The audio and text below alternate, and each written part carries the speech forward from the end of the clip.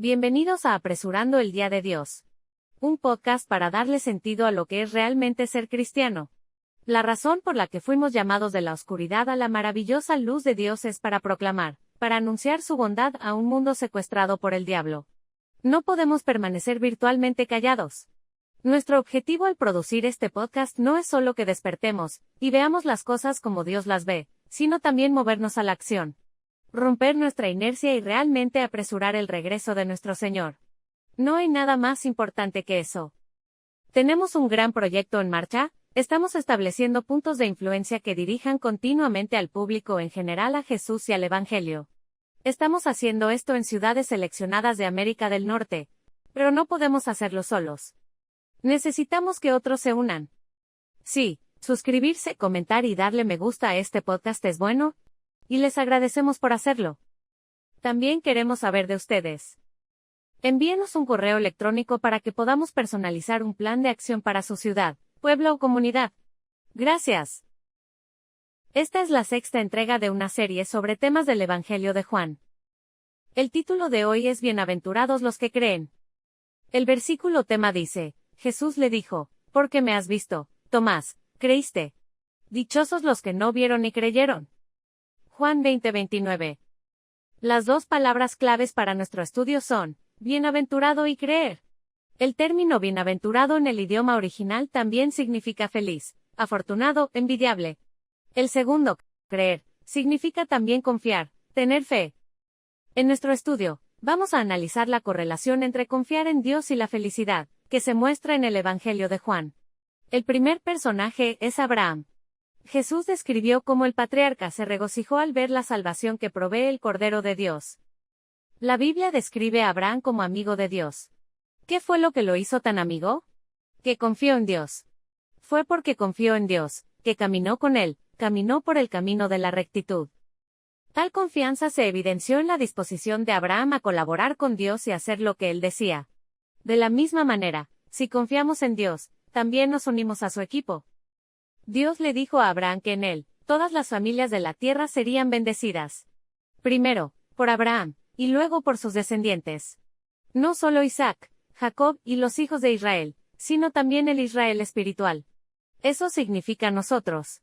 Nosotros, como Abraham, somos los que estamos llamados a llevar las bendiciones de Dios al mundo. Existe una estrecha conexión entre la fe genuina, es decir, la confianza o creencia, y ser bendecidos. Cuando confiamos en Dios, el resultado es alegría y felicidad. Encontramos otro ejemplo en el relato de María Magdalena ungiendo a Jesús con un perfume muy caro. Cuanto más confiamos en Dios, más felices somos. María confió, creyó, tuvo fe en Jesús.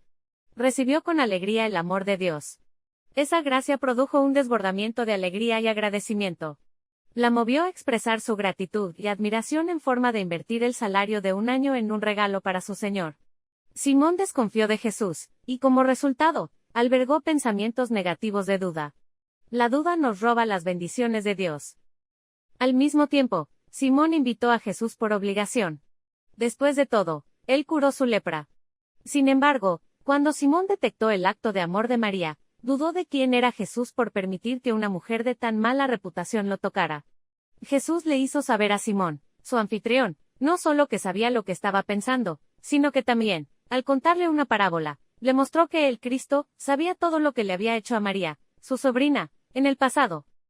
Este episodio no solo nos muestra el poder de Dios, sino también su bondad. Dios no se complace en exponer los errores y pecados de los demás en público. Dios nos ama. Él quiere que aceptemos su oferta de salvación. Siguiendo adelante, el testimonio no intencionado de Poncio Pilato nos ofrece lecciones valiosas. Pilato era un hombre endurecido acostumbrado a lidiar con la corrupción y la amenaza constante de insurrección. En ese momento de su carrera, había tenido varios problemas en su papel de gobernador.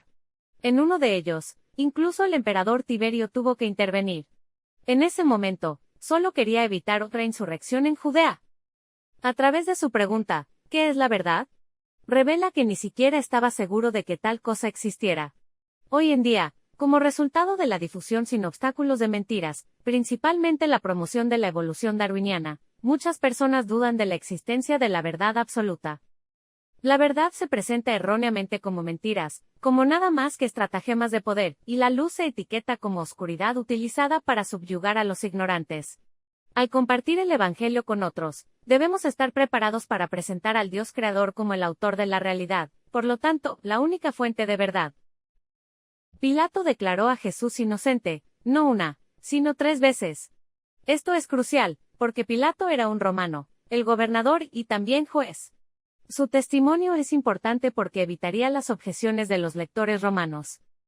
Al final, Pilato tuvo oportunidades, su propia entrevista con el Señor y la advertencia de su esposa, de actuar correctamente basándose en la inocencia de Jesús. No creía, no confiaba en Dios. Tenía miedo de perder su posición y confiaba en su propio juicio. Eso lo convirtió en una presa fácil de la intimidación de los líderes religiosos. Al final, terminó cosechando infelicidad hasta el punto de suicidarse. No confiar en Dios es una receta segura para el fracaso y la muerte. Encontramos otra lección en la incredulidad de Tomás. Sin embargo, cuando miramos más de cerca, su escepticismo no era demasiado diferente de la forma en que el resto de los discípulos reaccionaron cuando María les dijo por primera vez que Jesús había resucitado de entre los muertos. Aquí también vemos brillar la bondad de Dios. Como pacientemente le proporcionó a Tomás más evidencias, así lo hace con nosotros. Cuando observamos la desconfianza de Tomás, nos damos cuenta de que tenía su raíz en el egocentrismo. Por naturaleza, la incredulidad es contraria al amor, primera carta a los Corintios 13:7. Como sea que la llamemos, falta de fe, incredulidad o desconfianza, bloquea nuestra capacidad de conectarnos con Dios, la fuente de la felicidad genuina. Dios nunca exige una fe ciega. Él proporciona evidencia clara de su existencia, su naturaleza y la verdad de su palabra, todo lo cual está respaldado por un testimonio racional. Esta evidencia es más que suficiente para establecer nuestra confianza en Él. Sin embargo, Dios ha elegido no eliminar la posibilidad de duda. La confianza, por lo tanto, debe estar arraigada en la evidencia, no en una prueba incuestionable. En nuestras sesiones anteriores, hemos hablado de diversos personajes en diferentes momentos y bajo circunstancias particulares. Vimos cómo testificaron y o reconocieron que Jesús era quien Él dijo que era. También vimos cómo confiar en Dios produce alegría y felicidad para aquellos que reciben el amor de la verdad. Así, dar testimonio y convertirse en un canal de bendiciones se convierte en nuestra segunda naturaleza. Cuando observamos cómo los seguidores de Cristo, un pequeño grupo de hombres y mujeres perseguidos que, según todas las expectativas razonables, deberían haberse desvanecido en la oscuridad hace mucho tiempo, se convirtieron en un pequeño ejército que cambió el mundo, podemos ver claramente el poder del Espíritu de Dios trabajando con aquellos que eligen confiar en Dios y perseverar. Ahora nos toca a nosotros, 2000 años después, hacer saber al mundo, no solo quién es Él y lo que ha hecho por nosotros, sino también que está a punto de regresar para completar la restauración que leemos en los 2 últimos capítulos de la Biblia. ¿Vamos a asumir nuestras posiciones y ser parte del equipo de Jesús de más que vencedores? Algunas personas buscan, ante la más mínima duda, fortalecer su posición incrédula e ignoran la evidencia masiva de la realidad de Dios y su llamado. Ya sea para comenzar a seguir a Cristo o para unirnos a su misión, somos libres de confiar o desconfiar de Dios.